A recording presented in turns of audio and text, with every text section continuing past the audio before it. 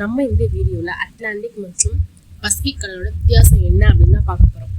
உலகில் 2 பெருங்கடல் தான் இருக்குது. ஆனால் அட்லாண்டிக் மற்றும் பசிபிக் கடல்கள் ஒன்றா அப்படிங்கிற கேள்வி நம்ம எல்லாத்துக்குமே இருக்குது. அது என்னன்னா, அட்லாண்டிக் பெருங்கடல் வந்து பிரிட்டன், அமெரிக்கா, ஆப்பிரிக்கா நாடுகளுக்கு நடுவில் இருக்குன்னு சொல்கிறாங்க. இதோட நீளம் வந்து 15,000 கிலோமீட்டர்.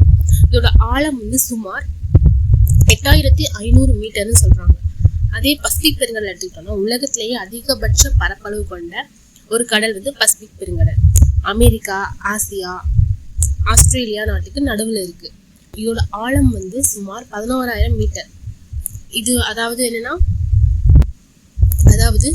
அந்த மரியானா ட்ரென்ச் பள்ளத்தாக்கு, மரியானா பள்ளத்தாக்கு சொல்லுவாங்க. இதை பத்தி நம்ம அடுத்த வீடியோல பார்க்கலாம். இந்த பசிபிக் கடல் வந்து வலது பக்கம் ரிங் ஆஃப் ஃபயர், அங்கதான் அதிகமா எரிமலைகளும் பூகம்பங்களும் நடக்குதுன்னு சொல்றாங்க. அதாவது என்ன வித்தியாசம் அப்படின்னா, பசிபிக் கடல் தான் பெருசு, ஆழமானது. அட்லாண்டிக் சராசரி கடலுக்கு ஒழுங்காக சுருங்கிய பெருங்கடல் அப்படின்னு சொல்றாங்க. நீங்க எந்த கடலை பார்த்துருக்கீங்க அப்படின்னு கமெண்ட் செக்ஷன்ல சொல்லுங்க.